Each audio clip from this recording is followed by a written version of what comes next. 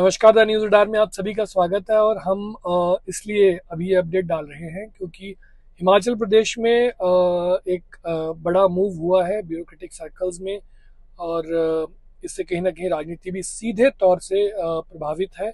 और social media के माध्यम से प्रदेश को ये पता लग चुका है कि हिमाचल प्रदेश के कुछ सीनियर ऑफिसर्स विमल नेगी जो मामला हुआ था हिमाचल प्रदेश में, उसके कारण जो है वो छुट्टी पर भेजे गए हैं। और क्या रिएक्शंस लोगों के आ रहे हैं, क्या जनभावना है, किस तरह की चीज़ें आगे रहने वाली हैं, उस सारी जनभावना को लेकर और प्रदेश के हित में क्या चीज़ है क्या नहीं है, वो चीज़ों को लेकर, हम अपडेट को लेकर आप सबके बीच में आए हैं। हिमाचल प्रदेश में जो अधिकारी ओंकार शर्मा, डीजीपी अतुल वर्मा, संजीव गांधी जो छुट्टी पर गए हैं, इनमें से जो दो अधिकारी हैं, डीजीपी जो है वो तो ऑन लीव पे हैं, संजीव गांधी जो है वो मेडिकल लीव पर गए हैं, और ओंकार शर्मा जो है उनकी लीव का मेंशन नहीं है। लेकिन इसके आफ्टर इफेक्ट्स क्या हुए हैं, उसके ये आफ्टर इफेक्ट्स हुए हैं कि जो ओंकार शर्मा है उनके प्रति जो है वो एक जन भावना जो है वो बढ़ती जा रही है। कुछ लोगों ने हैंडल्स भी शुरू कर दिए हैं, कुछ लोगों ने पोस्ट भी शुरू कर दी हैं कि ये गरीब परिवार से उठ के आए थे, जो कि ओंकार शर्मा की जो जीवनी है वो हमारे जो प्रदेश के प्रबुद्ध पत्रकार हैं उन्होंने, कईयों ने उसको कैरी किया हुआ है, अलग अलग मीडिया हाउसेज ने। तो उसमें उन्होंने मेंशन किया था कि कैसे वो एक गरीब परिवार से उठ के और अपनी सुप्रीम पोस्टिंग तक जो है वो पहुंचे हैं।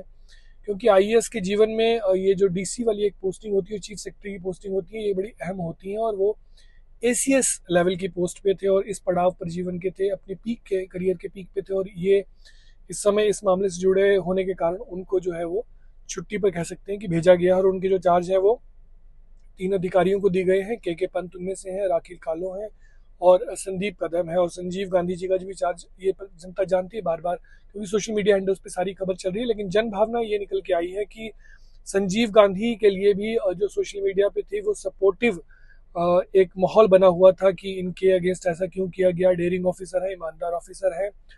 अब ओंकार शर्मा के लिए जो है ये और भी बढ़ चढ़ के चीज शुरू हो गई है कि ओंकार शर्मा को क्यों आपको आप छुट्टी पे भेजना पड़ा, ये एक्शन उनके ऊपर क्यों लिया गया।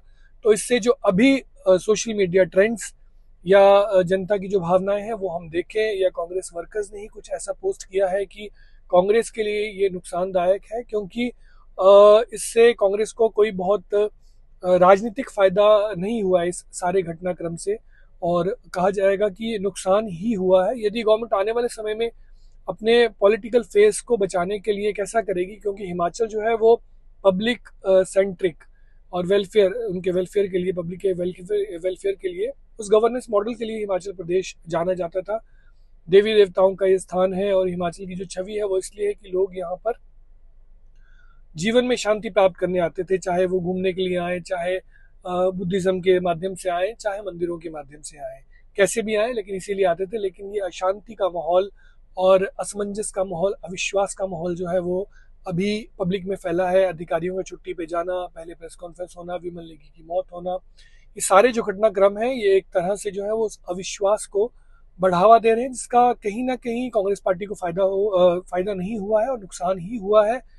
बीजेपी जो है वो इसका फायदा कैसे उठा पाती है ये देखना पड़ेगा, क्योंकि मैं बहुत अहम बात इस वीडियो में कहने वाला हूं। क्योंकि अभी राजीव बिंदल जी ने भी धर्मशाला में कुछ दिन पहले जो है वो प्रेस कॉन्फ्रेंस की थी, लेकिन उसमें कहीं ना कहीं जो पार्टी की एक चूक रही वो ये रही कि उन्होंने सुधीर शर्मा जैसे नेता और विक्रम ठाकुर, जिन्होंने स्पेको वाला के इशू को उठाया, तो जो विमल नेगी की मौत से भी जुड़ा हुआ है, वो जो दो बड़े नेता थे वो उनकी प्रेस कॉन्फ्रेंस में भी गायब रहे। तो एक अच्छी राजनीति होना जरूरी है अच्छे गवर्नेंस के लिए।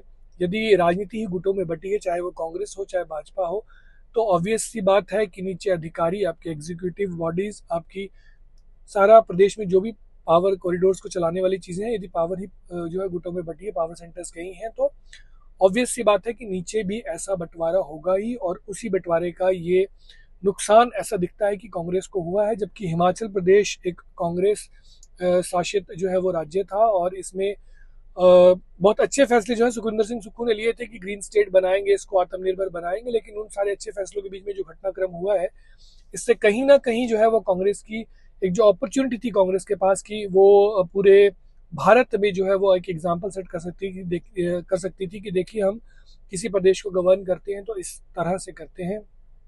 उस छवि को धक्का लगा है, जनता में अविश्वास फैला है। और इसके बाद जो भी एनालिसिस हमारा जो डेस्क की टीम है उन्होंने की है उसमें यही है कि अभी इन अधिकारियों के छुट्टी जाने के बाद जो है किसी भी तरह से ये बात जो है वो ब्यूरोक्रेटिक सर्कल्स में, पॉलिटिकल सर्कल्स में और अन्य तरह के सर्कल्स में जो है वो उतने गुड टेस्ट में नहीं गई है। अब आने वाले दिनों में सरकार क्या करती है, किस तरह का वो फैसला लेती है।